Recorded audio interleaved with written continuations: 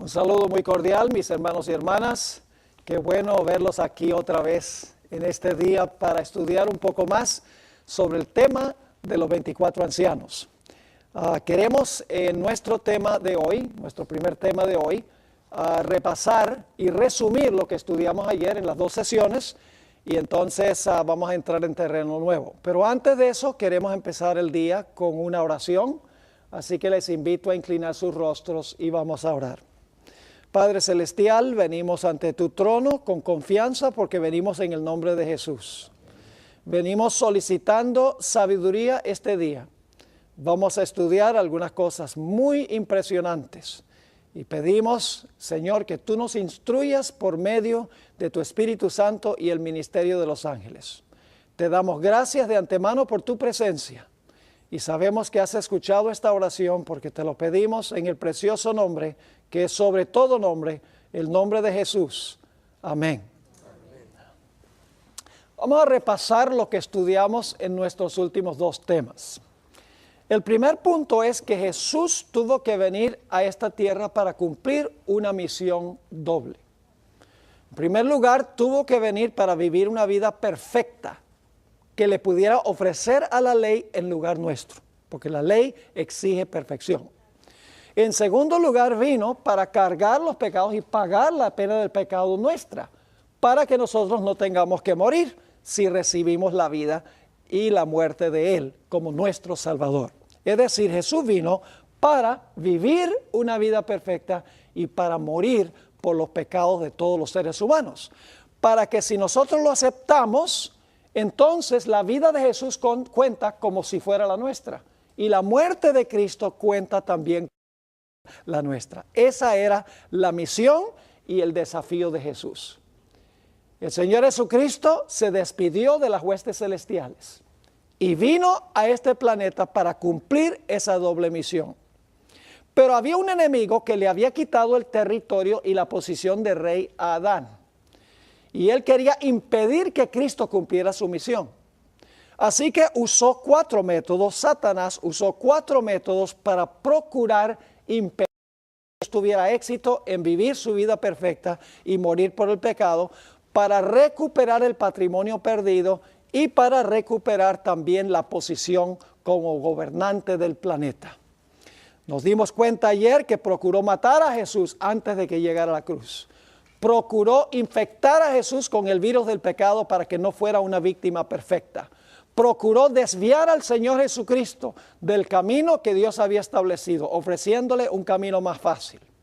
Encontramos también que procuró desanimarlo y a través de sus sufrimientos procuró convencer a Jesús que se vengara de los que lo estaban atormentando para que Jesús en esa ocasión entonces pecara y no fuera un sacrificio perfecto.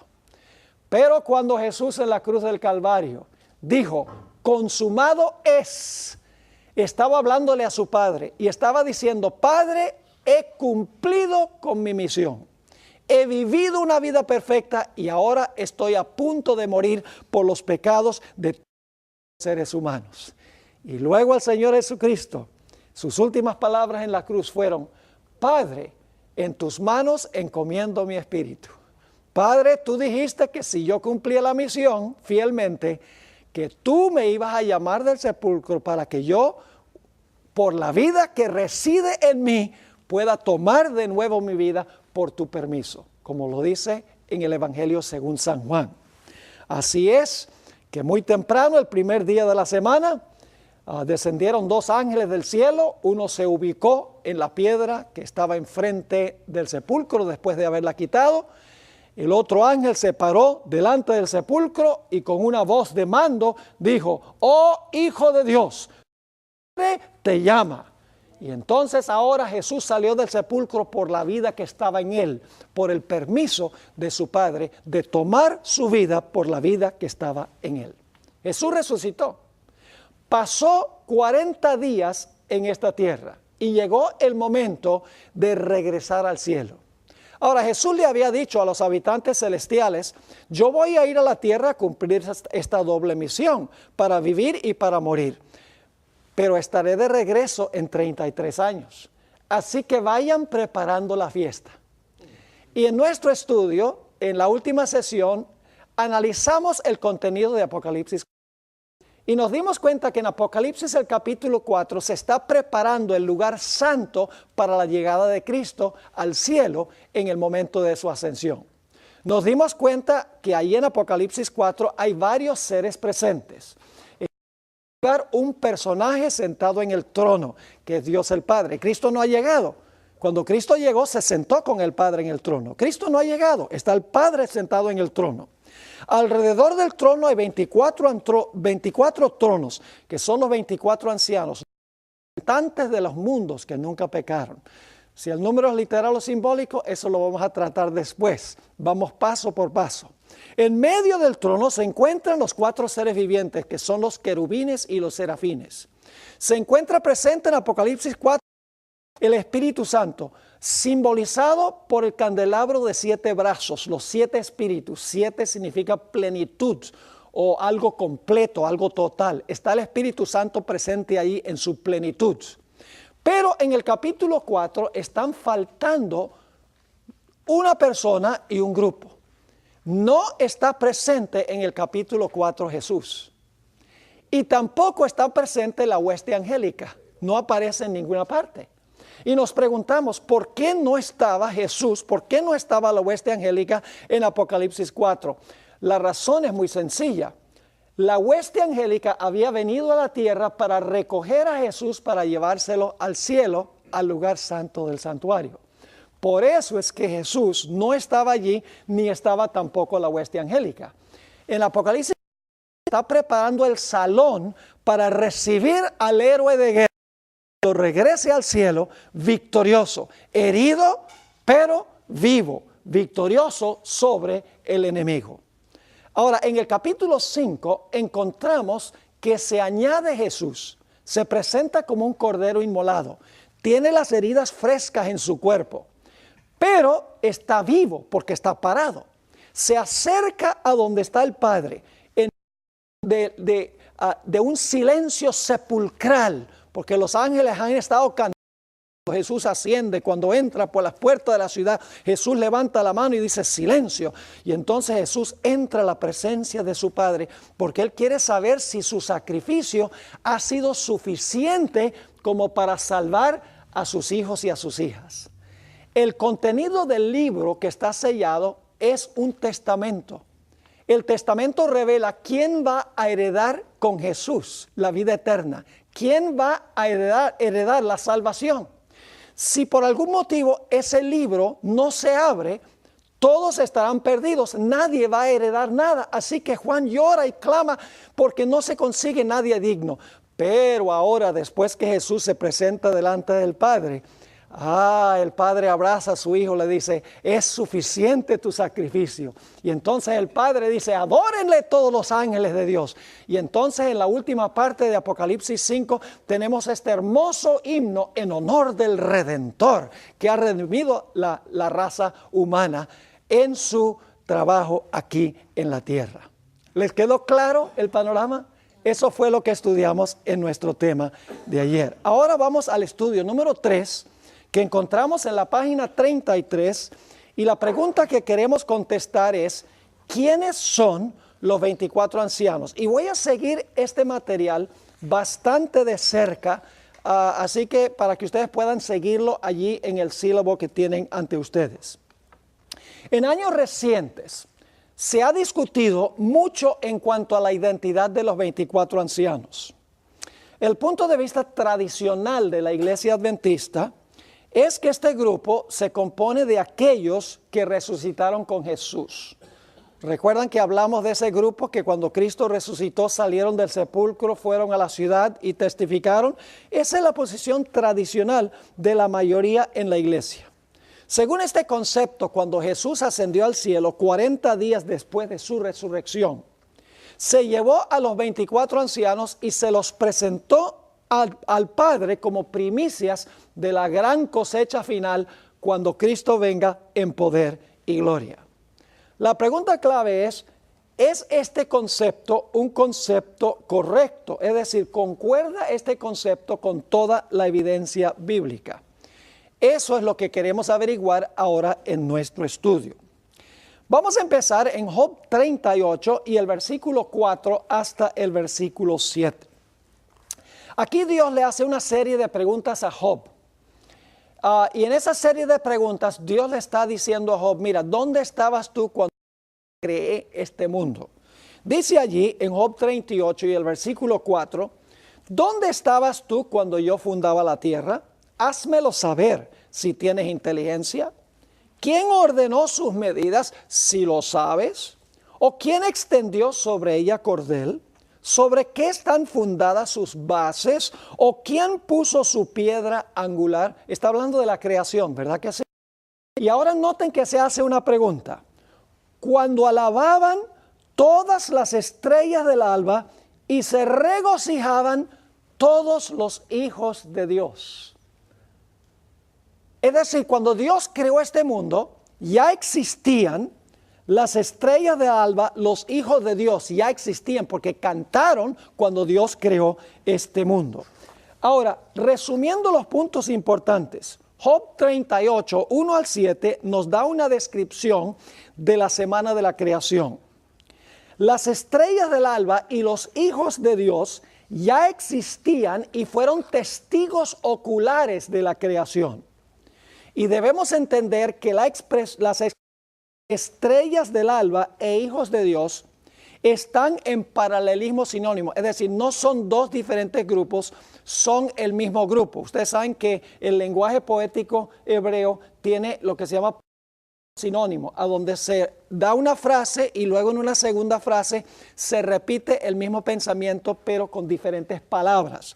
Es decir, los hijos de Dios y las estrellas del alba son dos formas de describir el grupo. Ahora necesitamos preguntarnos entonces, ¿quiénes son las estrellas del alba o los hijos de Dios? Bueno, yo creo que ustedes saben lo que significa la Biblia cuando dice que las estrellas del cielo, por ejemplo, cayeron con Lucifer. ¿Qué representan las estrellas en Apocalipsis 12 y el versículo 3 y el versículo 9? Yo creo que ustedes lo saben. Las estrellas representan a los ángeles. Es decir, los ángeles estaban presentes cuando Dios creó este mundo y alabaron y cantaron cuando el mundo se creó. Ahora, la hermana White nos dice quiénes eran los hijos de Dios. Los hijos de Dios eran ángeles, es decir, que las estrellas del alba son ángeles, los hijos de Dios son ángeles, es un paralelismo sinónimo que tenemos aquí. Ahora, fíjense el comentario de la hermana White en el Conflicto de los Siglos, página 510. Ustedes saben que en el libro de Job dice, un día vinieron los hijos de Dios a presentarse delante de Jehová, pero fíjense lo que dice la hermana White. Dice, las Sagradas Escrituras declaran que en cierta ocasión, cuando los ángeles de Dios vinieron para presentarse ante el Señor. ¿Quiénes son los ángeles? Y vamos a encontrar que no son ángeles cualquiera. Son una categoría especial de ángeles. Pero dice, cuando los ángeles de Dios vinieron para presentarse ante el Señor, Satanás vino también con ellos. No para postrarse ante el Rey eterno, sino para mirar por sus propios y malévolos planes contra los justos. Con el mismo objeto está presente allí donde los hombres se reúnen para adorar a Dios. Es decir, según la Escritura, las estrellas del alba son ángeles. Según el testimonio del Espíritu de Profecía, los hijos de Dios son ángeles. Es decir, estrellas del alba y Dios es el mismo grupo, dos formas distintas de describir al mismo grupo. Ahora, alguno podría objetar y decir, pero Pastor Bor, ¿entonces los hijos de Dios en Génesis 6 eran ángeles? Teoría en el mundo cristiano de que cuando dice que los hijos de Dios vieron que las hijas de los hombres eran hermosas, se tomaron entre las mujeres. Entonces la teoría es que los hijos de Dios eran ángeles, las hijas de los hombres eran mujeres humanas, tuvieron relaciones sexuales y el producto fue un híbrido, parte ángel caído y humano. Ahora, si decimos que los hijos de Dios en Job eran ángeles, entonces, ¿por qué no decir en Génesis 6 que también eran ángeles? La razón es muy sencilla. Los símbolos en la Biblia no siempre significan lo mismo en todos los contextos. Por ejemplo, si yo les hablara de un león, ¿qué representa un león en la Biblia? ¿Puede representar un león a Cristo, sí o no? Sí, es el león de la tribu de Judá. ¿Puede representar a Satanás? Anda cual león rugiente buscando a quien devorar. ¿Puede representar el reino de Babilonia? La primera bestia de Daniel 7. ¿Puede representar a Judá, el hijo de Jacob? Sí, es el león. Es decir, nada más porque aparece la palabra león aquí, no significa que la palabra león significa lo mismo en todas partes. Otro ejemplo, levadura. Cuando yo pregunto qué representa la levadura, inmediatamente la respuesta es pecado. Y claro, puede representar el pecado. Pero en la parábola de la levadura que dio Jesús, la levadura representa el Espíritu Santo que se coloca dentro de la iglesia, dentro de la masa para que la iglesia pueda crecer. Es decir, levadura no siempre significa lo mismo. Cuando uno encuentra, por ejemplo, la palabra espada, simbólicamente, la palabra espada, ustedes saben, representa la palabra de Dios. La espada del Espíritu es la palabra de Dios, pero no siempre es la palabra de Dios. Porque en Romanos el capítulo 13 dice que la espada es lo que tiene el poder civil para castigar violaciones del Código Civil. Es decir, que espada no siempre significa lo mismo. Hay que tomar en cuenta el contexto. Y cuando uno mira Génesis 6, el contexto está claro. Los hijos de Dios son los de la genealogía de Seth, que se encuentran en Génesis 5. Las hijas de los hombres son las mujeres malévolas que se mencionan en la genealogía de Caín. Y luego en Génesis 6 habla de los hijos de Dios y las hijas de los hombres. Los dos capítulos anteriores explican que los hijos de Dios son en realidad el linaje de los justos y el linaje de los impíos, a entremezclarse y a casarse unos con otros. Es interesante notar que en Lucas 3:38 se le llama a Adán el Hijo de Dios, y Adán no era un ángel. Además de eso, el apóstol Pablo declaró que los que han nacido de nuevo son hijos de Dios, y los que han nacido de nuevo no son ángeles. Es decir, la expresión hijo de Dios no siempre significa ángeles. Puede significar también seres humanos. Pero aquí en el libro de Job, las estrellas del alba, los hijos de Dios claramente son ¿qué? Ángeles, porque las estrellas en la Biblia representan ángeles. Ahora, con esto en mente, de que los hijos de Dios del alba eran ángeles, necesitamos examinar un poco más detenidamente el libro de Job. Vamos a Job 1 y el versículo 6 y 7, esto es la página 35 de su sílabo. Dios convoca un concilio celestial. Dios de vez en cuando reúne a los representantes del universo para deliberar en el concilio celestial. Dios tiene un gobierno representativo, podríamos decir, un gobierno republicano. No tiene que ver con el partido republicano, sino en sentido de república, un gobierno representativo. En Job 1, 6 y 7 dice, un día vinieron a presentarse delante de Jehová los hijos de Dios. Entre los vino también Satán. Y dijo Jehová a Satanás, ¿de dónde vienes? Respondiendo Satanás a Jehová, dijo, de rodear la tierra y de andar por ella. Ahora vamos a ver qué conclusiones podemos sacar de estos versículos. En primer lugar, los hijos de Dios no moran siempre en la presencia de Dios, porque dice que vinieron un día. Si vinieron, no viven ahí. ¿Están conmigo o no están conmigo? Esto contrasta con el versículo anterior, a donde dice claramente que Job ofrecía sacrificios todos los días. El versículo anterior dice que ofrecía sacrificios todos los días y luego dice, vinieron los hijos de Dios a presentarse delante de Jehová. No habitan en la presencia de Dios, vienen de algún sitio para presentarse ante Dios. El segundo punto es que Satanás no vino meramente con los hijos de Dios, sino que vino entre los hijos de Dios. Es evidente que Satanás reclamaba el derecho de pertenecer a este grupo selecto. ¿Y qué le hacía pensar que tenía derecho de venir a esta reunión celestial con este grupo tan selecto? La respuesta es que Satanás le había robado a Adán su posición. Y ahora Satanás decía, yo vengo del planeta Yo vengo del planeta a donde Adán escogió mi señorío. Vengo de mi territorio. Ahora, el último punto es que Satanás vino representando un planeta, ¿verdad que sí? ¿De dónde entonces habrán venido los otros? Pues si Satanás viene entre ese grupo representando un planeta, no es muy exagerado decir que los otros hijos de Dios deben haber venido también ¿de qué? Representando a otros planetas. Luego se realiza una segunda reunión del concilio celestial. Se encuentra en Job 2, 1 y 2. Aconteció que otro día vinieron. Ahora, fíjense, es muy importante eso. Otro día vinieron. Quiere decir que después de la primera reunión se fueron. ¿Sí o no? ¿Ve? Cuando leemos la Biblia hay que leer con cuidado. Hay que reflexionar y pensar. Si vinieron es porque después de la primera reunión se fueron. Aconteció que otro día vinieron los hijos de Dios para presentarse delante de Jehová. Y Satanás vino. Quiere decir que Satanás después de la reunión que hizo, se regresó, vino también entre ellos presentándose delante de Jehová. Y dijo Jehová a Satanás, ¿de dónde vienes? Respondió Satanás a Jehová y dijo, de rodear la tierra y de andar por ella. Es decir, vengo de supervisar mi territorio. Ahora, ¿cuáles puntos podemos deducir de lo que acabamos de leer? Está en la parte de arriba de la página 36. Una vez más se recalca que los hijos de Dios no moran siempre en la presencia de Dios, pues vinieron de nuevo cierto día a presentarse delante de Él.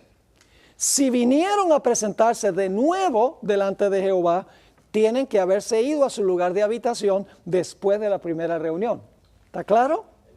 Satanás no vino meramente con los hijos de Dios, sino que vino ¿qué? Entre ellos. Es evidente que Satanás reclamaba el derecho de pertenecer a este grupo selecto. ¿Y por qué creía que podía pertenecer a ese grupo selecto?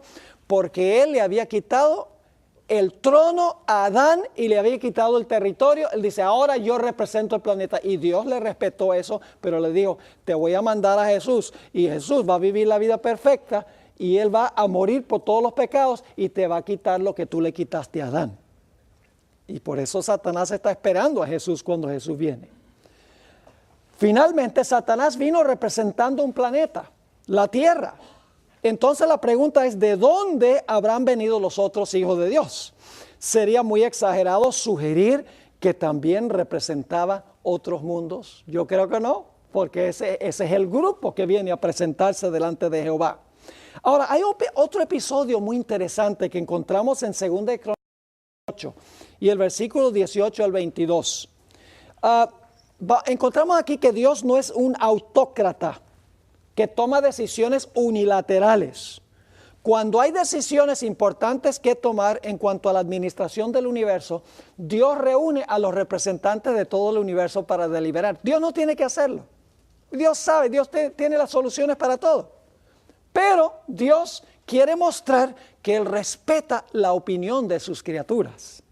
Ahora, fíjense este episodio tan interesante.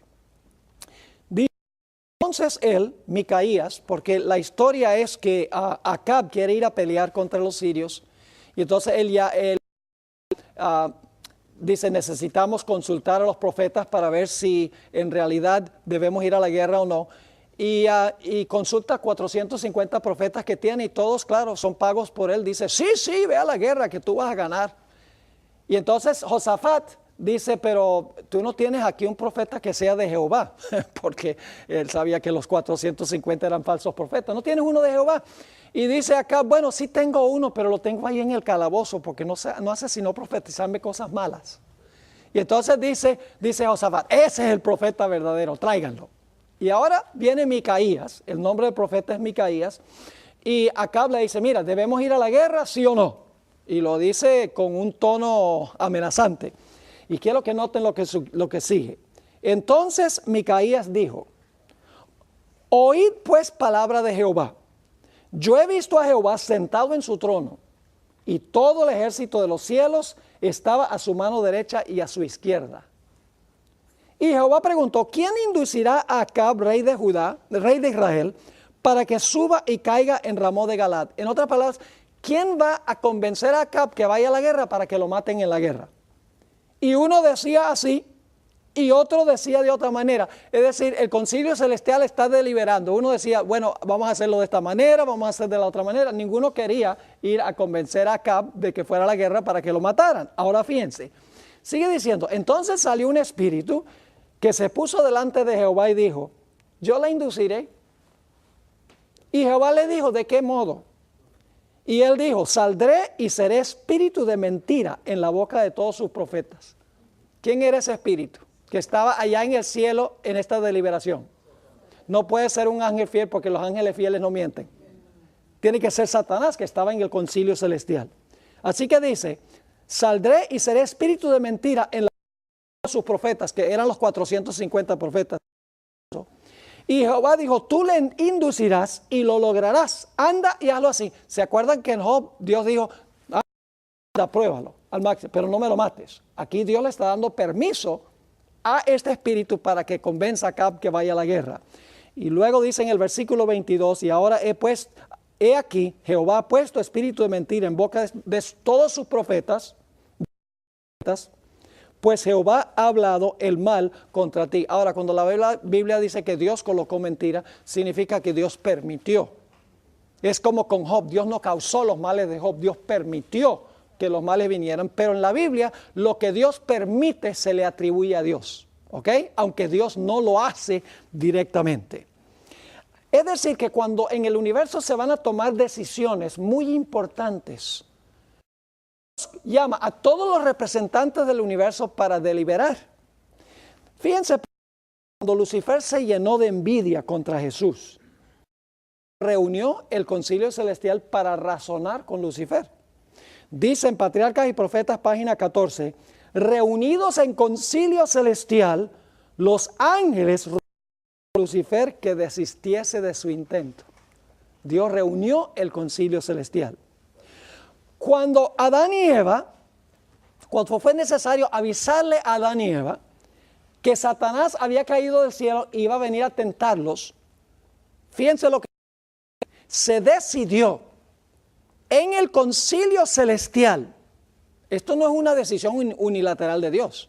Se decidió en el concilio celestial enviar ángeles para advertir que estaba en peligro por la presencia del enemigo.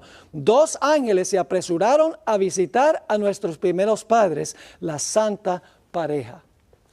¿Quién decidió enviar a los ángeles? El concilio celestial. Decide el concilio celestial. El concilio celestial es un cuerpo representativo de personas de todo el universo, de seres de todo el universo, que deliberan y deciden aspectos importantes en la administración del universo. ¿Cuál es la conclusión? Dios tiene un concilio celestial que se compone de representantes de todas las regiones del universo. En este concilio se toman decisiones administrativas que impactan el bienestar de todo el universo.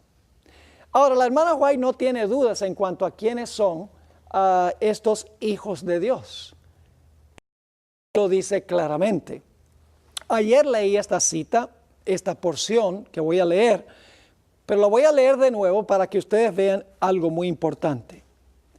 Cuando Cristo asciende al cielo, ya lo leímos ayer, nos dice aquí que allí presentes estaban los representantes de los mundos que nunca cayeron, y se usan 3 frases para describir a este grupo. Dice allí, los comandantes de las huestes angélicas, esa es la descripción número 1. Los hijos de Dios, descripción número 2.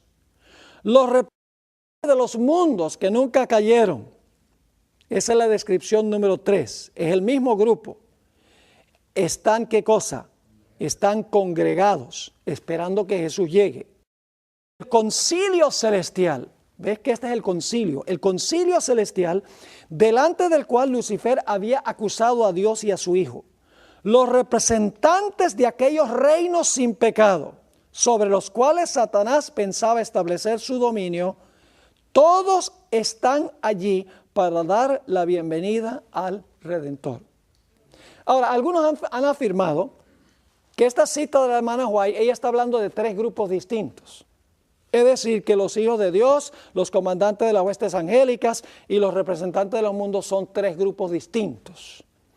Pero en realidad, un estudio del estilo literario de Elena G. de White, en otras partes donde ella escribe, denota claramente que ella tenía la costumbre de presentar tres frases de esa manera refiriéndose a lo mismo. Y ahora les voy a dar tres ejemplos. El primer ejemplo se encuentra en Servicio Cristiano 53 y 54 y podría haber incluido más, pero quiero darles tres para mostrarles que la hermana White usaba esta técnica literaria. Está hablando del reavivamiento y dice, el reavivamiento significa, número uno, ¿una qué? Una renovación de la vida espiritual. Una, segunda frase, vivificación de los poderes de la mente y el corazón. Y tres, una resurrección de la muerte espiritual. Yo pregunto, ¿esas tres frases son paralelas? Significa, fíjense, renovación, vivificación, resurrección. Tres formas de describir lo mismo, no son tres cosas distintas. Resulta obvio que las tres palabras renovación, vivificación y resurrección son sinónimas, cada una explicando a la otra. Aquí hay un segundo ejemplo. Mensajes Selectos, tomo 3, página 448. La hermana White está hablando de la unión del mundo finalmente contra el remanente de Dios. Dice, habrá un vínculo de, número uno, unión universal. Número dos, una gran armonía. Número tres, una confederación de fuerzas de Satanás. ¿Esas tres frases significan lo mismo? ¿Son paralelas? Claro. Una unión, una gran armonía, una confederación. Tres formas de describir lo mismo. Un tercer ejemplo. La hermana White explica que en Cristo está la vida original, no prestada, no derivada. Nuevamente, las tres frases se explican una a la otra, se refieren a lo mismo. La hermana White en muchas ocasiones en sus escritos usa esta técnica de repetir en tres diferentes formas el mismo pensamiento. Es decir, que estas tres que se mencionan aquí, los comandantes de las huestes angélicas, los hijos de Dios, los representantes de los mundos, son el mismo grupo. Cada frase explica a la otra. Es decir, los hijos de Dios son los comandantes de las huestes angélicas y son los representantes de los mundos que nunca cayeron. Y claro, surge la pregunta, ¿hay habitantes en otros mundos? ¿Y será que cada mundo tiene su representante especial?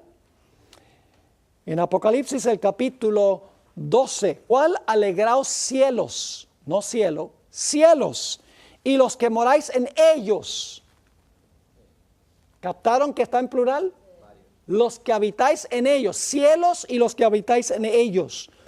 Y luego contrasta a los que están en la tierra. Ay de los moradores de la tierra y del mar, porque el diablo ha descendido a vosotros con gran ira, sabiendo que tiene poco tiempo. Es decir, ay de la tierra, dice, pero regocijarse los cielos y los que habitan en ellos, en los cielos. Billy Graham una vez escribió algo muy interesante. Dijo, yo creo que hay vida en otros planetas. Nosotros habitamos en esta galaxia, la Vía Láctea, y ahora especulan que hay millones y millones de galaxias. Y en cada galaxia hay 1 trillón de estrellas, planetas y otros astros.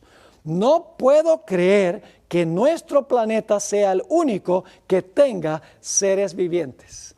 Lo dice Billy Graham, el más famoso evangelista protestante del mundo. Y además de eso, lo dice la Sagrada Escritura. Hay otros mundos. Y vamos a encontrar que cada mundo tiene su representante, como Dios colocó a Adán para representar al planeta Tierra. Ahora, es interesante notar que cuando Juan estaba llorando y sollozando porque no había nadie que pudiera romper los sellos y abrir el libro, uno de los ancianos lo animó. Fíjense lo que dice allí en Apocalipsis el capítulo 5.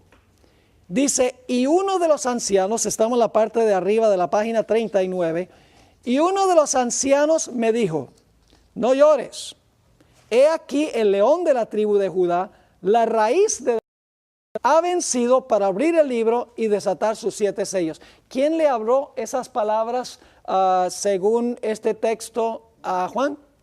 Uno de los ancianos, muy importante eso, uno de los ancianos. Ahora, la hermana White amplía de una forma muy interesante quién fue el que habló con Juan.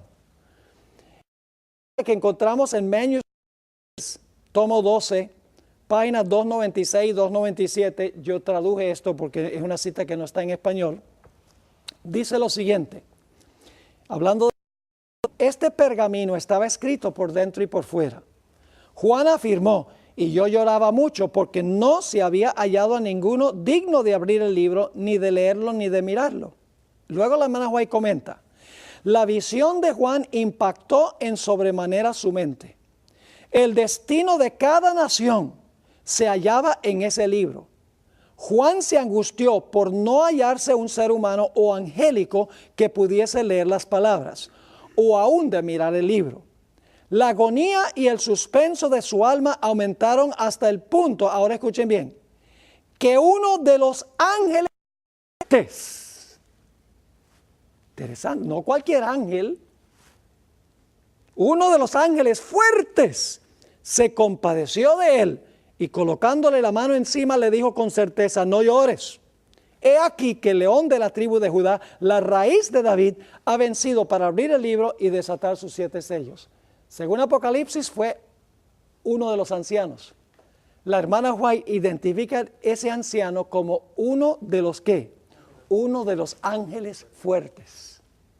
Es decir, los 24 ancianos son ángeles fuertes, no son cualquier ángel, no son parte de la hueste angélica común, podríamos decir. Ahora, esta no es la única ocasión en que la hermana White hace esto. Hay ejemplos también de Apocalipsis 7. Algo similar ocurre con los comentarios de Elena White sobre Apocalipsis 7. En el contexto bíblico, escuchen bien, Juan vio una gran muchedumbre que nadie podía contar. Y esta muchedumbre era de todas las naciones, tribus, lenguas y pueblos que estaban parados delante del trono de Dios y del Cordero. Ahora fíjense bien. Uno de los ancianos, según la Biblia, le preguntó a Juan. Entonces uno de los ancianos habló diciéndome, estos que están vestidos de ropas blancas, ¿quiénes son y de dónde han venido? El anciano le pregunta a Juan, ¿tú sabes quién es esta gran muchedumbre? Juan le respondió al anciano, yo le dije, Señor, tú lo sabes. Y luego en el versículo 14 dice que el anciano le dijo luego a Juan, estos son los que han salido de la gran tribulación y han lavado sus ropas y las han emblanquecido ¿en qué? En la sangre del Cordero.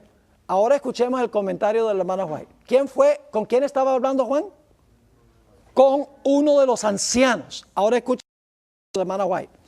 Signs of the Times, señales de los tiempos, diciembre 22, 1887. Juan contempló una compañía innumerable, preciosa, refinada y pura, que rodea el trono de la majestad celestial.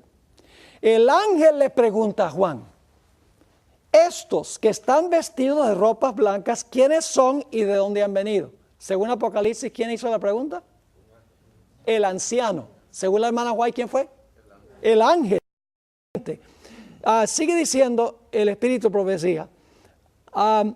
Y Juan le responde, Señor, tú lo sabes. Entonces el ángel declara, estos son los que han salido de la gran tribulación y han lavado sus ropas y las han emblanquecido en la sangre del Cordero. ¿Están captando algo interesante aquí? Nuevamente la conclusión es ineludible. En el contexto, uno de los ancianos que le inquiere a Juan es el que le inquiere a Juan. Pero Elena White identifica al anciano como ¿qué? Como un ángel. No cabe duda que los ancianos no son ángeles comunes, porque ya la hermana White ha dicho que ¿qué clase de ángel son? Un ángel fuerte. los más altos ángeles, en otras palabras. No son ángeles comunes, sino que son ángeles fuertes o comandantes. Pero hay otro punto, esto es muy importante, hay otro punto que debemos tomar en cuenta. Aún más importante, ahora escuchen bien esto. Los ancianos no forman parte de la gran muchedumbre. Voy a contar de toda nación, tribu, lengua. ¿Claro eso? Que el anciano no era parte de la muchedumbre, porque está preguntando en cuanto a la muchedumbre. No es parte de la muchedumbre. Ahora escuchen bien. Esto es importante, porque muchas traducciones de Apocalipsis 5, 9 y 10, y esto lo vamos a tratar en otro tema hoy, dejan la impresión que fueron redimidos de toda nación y que reinarán sobre la tierra. ¿Recuerdan que anoche dijimos que hay un problemita de traducción? Donde los ancianos están cantando, tú nos redimiste y nosotros reinaremos sobre la tierra, entonces tendrían que ser seres humanos. Hay un problema de traducción allí, que vamos a tratar un poco más adelante. Ahora, aquí hay dos citas más de Elena G. de White, que recalcan el mismo punto. En un libro que se llama Sermons and Talks, Charlas y Sermones, tomo 1, página 20, otra vez no está en español, todas estas citas, yo tengo el CD-ROM de la hermana White y busco todas estas citas y las traduzco. Dice la sierva del Señor, Juan vio una compañía que estaba parada alrededor del trono de Dios y el ángel le preguntó, estos que están vestidos de ropas blancas, ¿quiénes son? Él le respondió, tú lo sabes. El ángel le dijo, estos son los que han salido de la gran tribulación y han lavado sus ropas y las han emblanquecido en la sangre del Cordero. Hay una fuente a donde podemos lavarnos de toda mancha impura. Y el ángel dice, Él los guiará a fuentes de agua viva. Y en Apocalipsis el anciano es el que está diciendo esto. Él los guiará a fuentes de aguas de vida y Dios enjugará toda lágrima de los ojos de ellos. Este será el feliz privilegio de aquellos que han guardado los mandamientos de Dios. En la revista Señales de los Tiempos, noviembre 22, 1905, la sierva de Dios repite el mismo pensamiento. Al ver Juan la multitud que se hallaba parada alrededor del trono de Dios, se oyó la pregunta, estos que están vestidos de ropas blancas, ¿quiénes son y de dónde han venido? Esa es una pregunta que hace el anciano según Apocalipsis. Pero la hermana White dice, el ángel respondió, estos son los que han salido y han lavado sus ropas y las han emblanquecido en la sangre del Cordero. ¿Son los ancianos parte de la gran muchedumbre? No, están separados de la gran muchedumbre, no son parte de la muchedumbre. Ahora, lo interesante es que en Apocalipsis 5:8 dice que los 24 ancianos y los 4 seres vivientes presentan las oraciones del pueblo de Dios ante el trono de Dios. Es interesante en Apocalipsis. Ahora, fíjense lo que comenta la hermana White en el libro Exaltada Jesús, que es un libro, una matutina, página 364. Dice ella, seres celestiales están destinados para responder a las oraciones de los que están trabajando desinteresadamente para promover la causa de Dios. Y ahora escuchen, no es cualquier ángel el que hace esto. Dice, los ángeles más excelsos. En otro lugar ha dicho ángeles ¿qué? Poderosos. Dice, los ángeles más excelsos de las cortes celestiales están designados para que tengan eficacia las oraciones que ascienden a Dios para el adelanto de la causa del Señor. Cada ángel tiene su puesto particular del deber, del cual no se le permite que se aleje para ir a otro lugar. Si se alejara, los poderes de las tinieblas obtendrían una ventaja. Así que cuando Apocalipsis dice que los ángeles, que los 24 ancianos y que los seres vivientes presentan las oraciones de los santos, la hermana White dice, en realidad dice lo mismo. Dice que ángeles poderosos, la expresión de ella es los ángeles más, ha dicho, ángeles poderosos son los que hacen esto. Entonces, ¿quiénes son los 24 ancianos? Los 24 ancianos son ángeles, pero no ángeles comunes y corrientes. Son ángeles poderosos. Los ángeles más excelsos del cielo, que presentan las oraciones del pueblo de Dios y vamos a encontrar que representan los mundos que nunca pecaron.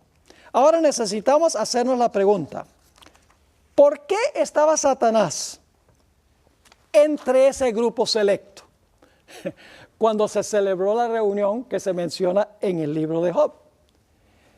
En el libro de San Lucas, el capítulo 4 y el versículo 5 al 7, explica la razón. Dice, y le llevó el diablo a un alto monte, y le mostró en un momento todos los reinos de la tierra. Y le dijo el diablo, a ti te daré toda esta y la gloria de ellos, porque a mí ha sido entregada y a quien quiero la doy. ¿Cuál es la conclusión que debemos alcanzar? Satanás hurtó el trono y el territorio que Dios le había dado a Adán. Esto lo estudiamos en uno de nuestros temas anteriores. Por eso se refirió Jesús a Satanás como el gobernante de este mundo o el príncipe de este mundo. ¿Está claro ese punto? Cuando Adán escogió obedecer a Satanás, se convirtió en su siervo, pues somos siervos de aquel a quien escogemos obedecer. El Señor se convirtió, Satanás se convirtió en el Señor o en el rey de este mundo, de este territorio. Ahora surge la pregunta, ¿por qué colocó Dios a Adán originalmente sobre el trono para representar a este planeta ante el concilio celestial? ¿Por qué no fue colocado uno de los ángeles más elevados o fuertes como ocurrió con otros mundos? ¿Están entendiendo la pregunta? ¿Por qué en este mundo Dios colocó a un individuo de aquí para representar al mundo, mientras que todos los otros mundos Dios ha asignado un ángel de los más excelsos, de los más poderosos? Ahora vamos a ver la razón. El plan de Dios para la raza es diferente que el plan que tenía para los otros mundos del universo. Mientras que los otros mundos tenían un ángel fuerte o de los más excelsos que los representaban ante el concilio celestial, Dios colocó a Adán para gobernar aquí. Elena White explicó que los seres humanos estaban en una categoría diferente y tenían un propósito especial. Este mundo es único en el universo de Dios y tiene un propósito especial. En la Review and Herald, la revista adventista, febrero 11, 1902, la hermana White explica lo siguiente: todo el cielo se interesó profunda y gozosamente en la creación del mundo y el hombre. Los seres humanos constituían una clase nueva y distinta. ¿La raza humana era qué? Nueva y distinta. ¿Distinta que qué? Que todos los otros mundos. Fueron hechos a imagen de Dios. Y no tenemos tiempo de entrar en eso. Es profundo eso. Eso se presta para 6 horas. Ese punto específico. Fueron hechos a imagen de Dios. Pero no vamos a entrar en eso. Y era el propósito. Ahora escuchen cuál es el propósito. ¿Por qué estaban en una clase distinta? Era el propósito del Creador que ¿qué? Que poblara. Por eso dice que después que Dios creó al hombre a su imagen, le dijo, fructificad y multiplicad y henchid la tierra. Lo dice la Biblia. Habían de vivir en íntima comunión con el cielo. Recibiendo de la fuente de todo poder, sostenidos por Dios, habían de vivir vidas libres de pecado. Dios creó a Adán y Eva, escuchen bien, un poco menor que los ángeles. Ustedes han leído eso en el Salmo 8, ¿verdad? Y les puso una prueba. Si pasaban la prueba, ellos y sus descendientes llenarían las vacantes que fueron dejadas en el cielo por Lucifer y sus ángeles. Consideremos la evidencia de esto. El propósito era único en su género. La procreación está solo en este planeta con un propósito especial que no tiene ninguno. Todos los seres de otros mundos fueron creados completos. Pero aquí Dios creó la procreación con algo especial. Era una clase nueva y distinta para llenar las vacantes que fueron dejadas por Lucifer y sus ángeles. Elena White afirma con absoluta claridad que las vacantes que dejaron Lucifer y sus ángeles en el cielo serán llenadas por los redimidos del Señor. Vamos a leer algunas citas. Dios creó al hombre para su propia gloria, para que después de haber pasado la prueba, la familia humana pudiera llegar a ser una con la familia celestial. Era el propósito de Dios repoblar el cielo. ¿Qué significa repoblar? Usted no puede repoblar algo que no ha sido despoblado. Así que dice, era el propósito de Dios repoblar el cielo con la familia humana. Si se manifestaban obedientes a cada palabra suya, Adán tenía que ser probado para ver si sería obediente como los ángeles leales o si sería desobediente. Es decir, Dios debía probar a Adán para ver si iba a obedecer como los ángeles que habían obedecido, porque era el plan de Dios de que la raza humana llegara a ser igual a los ángeles. Lo vamos a ver, lo dice la Biblia, no solo el Espíritu de Profecía. En el libro La Historia de la Redención, página 19, la sierva del Señor dice, el Padre consultó con el Hijo con respecto a la ejecución inmediata de su propósito de crear al hombre para que habitara la tierra. Lo sometería a prueba para verificar su lealtad antes que se lo pudiera considerar fuera de peligro. Ahora escuchen, si soportaba la prueba a la cual Dios creía conveniente someterlo, con el tiempo llegaría a ser, ¿cómo? Igual a los ángeles. Tendría el favor de Dios, podía conversar con ellos y estos con él. Dios no creyó conveniente ponerlos fuera del alcance de la desobediencia. Tenían que mostrarse leales como los ángeles leales para ser igual a los ángeles leales. Profetas y Reyes, página 432. Vamos a tener que volver a esto en nuestra próxima sesión porque no vamos a alcanzar a terminar. Hay demasiado material y quiero que quede absolutamente claro. ¿Han aprendido algo que no sabían antes? La Sagrada Escritura que no hemos tocado. Sencillamente decimos, los 24 ancianos, los que fueron al cielo con Jesús. Y se pasa de comentario, generación en generación se pasa y todo el mundo dice amén, gloria a Dios, aleluya. Así es porque los padres de la iglesia lo dijeron. Tenemos que estudiar la Biblia por nosotros mismos. Podemos depender de lo que... Ahora, este no es un asunto de salvación, de vida o muerte, entender, pero debemos nosotros ser precisos en nuestra interpretación bíblica. Y hay lecciones muy importantes para aprender de todo esto. Dios es un Dios que delega, Dios es un Dios que delibera, respeta la opinión de sus criaturas. La forma que Él administra el universo es la forma como nosotros debemos administrar la iglesia. Hay grandes lecciones en cuanto a Dios. Una cita más. Encontramos en Profetas y Reyes, página 432. Satanás tiene un conocimiento exacto de los pecados que por sus tentaciones ha hecho cometer a los hijos de Dios e insiste en sus acusaciones contra ellos. Declara que por sus pecados han perdido el derecho a la protección divina y reclama el derecho de destruirlos. Y ahora fíjense lo que le saca a Dios en cara. Los declara tan merecedores como él mismo de ser excluidos del favor de Dios. Son estos, dice, los que han de tomar mi lugar en el cielo y el lugar de los ángeles que se unieron a mí. El diablo sabe cuál es el propósito de Dios. ¿Y por qué creen ustedes que el diablo está atacando tanto el matrimonio hoy? ¿Por qué ustedes creen que el hombre está estableciendo el matrimonio entre mujeres y mujeres y hombres y hombres? Porque el diablo odia el matrimonio, porque él sabe cuál es el propósito de Dios en el matrimonio. Por eso estamos viendo la desintegración del matrimonio, porque Satanás sabe que los que se reproducen en esta tierra lo van a reemplazar a él y a sus ángeles, y él quiere estorbar eso. Aquí está la verdadera razón por la cual hoy en día se ve lo que está sucediendo con el matrimonio. Ahora, fíjense, no voy a leer el resto de esa cita, voy a leer una cita más, donde la hermana White dice explícitamente cuál es el plan de Dios. Reflejemos a Jesús, página 339. Dice, quienes caminan como Cristo caminó, y son pacientes, amables, bondadosos, humildes y son quienes ayudan a Cristo a llevar sus cargas, los que se preocupan por las almas como Él se preocupó. Estos entrarán en el gozo de su Señor. Estos son los que junto a Cristo verán las aflicciones de su alma y serán satisfechos. Ahora escuchen bien. Finalmente, el cielo triunfará, pues las vacantes dejadas por la caída de Satanás y sus ángeles en el cielo serán ocupados por los redimidos del Señor. Si no lo entendieron antes, ahí está clarito, en blanco y negro. Pero hay muchas citas de la hermana White. ¿Están entendiendo un poco mejor este asunto?